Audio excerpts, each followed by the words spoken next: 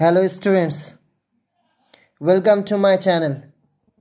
Today I discuss about preposition. So আজকে আলোচনা করা হবে preposition. Preposition কাকে বলে? What is preposition? যে ওয়ার্ড কোনো নাউন বা প্রোনাউনের আগে বসে ওই নাউন বা প্রোনাউনের সঙ্গে বাক্যে অন্য ওয়ার্ডের সম্পর্ক নির্দেশ করে তাকে প্রিপোজিশন বলে। কি বলা হলো? যে ওয়ার্ড কোনো নাউন বা প্রোনাউনের আগে বসবে ওই নাউন বা প্রোনাউনের সঙ্গে বাক্যের অন্য যে ওয়ার্ডগুলো রয়েছে তার সঙ্গে সম্পর্ক নির্দেশ করে তাকেই বলা হয় প্রিপোজিশন। যেমন at, in, on, to, over, by, for, of, from, above, across, with, under, near, without, after, between, এগুলো সব প্রিপোজিশন।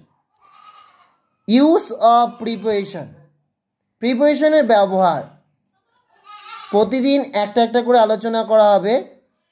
আজকে ইউজ অফ প্রিপোজিশন অ্যাট, আমরা অ্যাট শিখব। অ্যাট কোথায় বসে? অ্যাট ছোট স্থানের আগে, যেমন গ্রাম, এলাকা, ছোট শহরের আগে অ্যাট বসে। যেমন একটা উদাহরণস্বরূপ, আই লিভ অ্যাট হরিরামপুর। তো হরিরামপুর একটা ছোট্ট শহর, দ্যাটস ওয়াই অ্যাট ব্যবহৃত হয়েছে। অবস্থা বোঝাতে, the country is at war now. তো এখানে দেশের পরিস্থিতি কি সেই অবস্থা বোঝাতে অ্যাট ব্যবহৃত হয়েছে। সময় বোঝাতে অ্যাট ব্যবহৃত হয়, মনে রাখবে সময় বোঝাতে অ্যাট ব্যবহৃত হয়। I go to bed at 10 o'clock, that's why at. গতি বোঝাতে, যেমন Ram is driving the car at 100 km/h। তো এখানে কারটার গতি বোঝাতে অ্যাট ব্যবহৃত হয়েছে।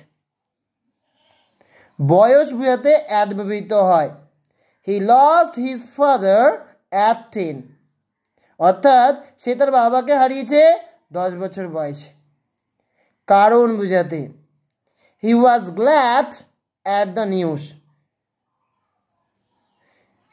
এখানে নিউজটা শুনে সে কি হয়েছিল? খুশি হয়েছিল। সেক্ষেত্রে দ্য নিউজের আগে অ্যাট ব্যবহৃত হয়েছে। আশা করি বুঝতে পেরেছ। এর পরের দিন ইন কোথায় কোথায় ব্যবহৃত হয় তা ডিটেলসে আলোচনা করা হবে। Thanks for watching my video. If you like it, then please subscribe my channel.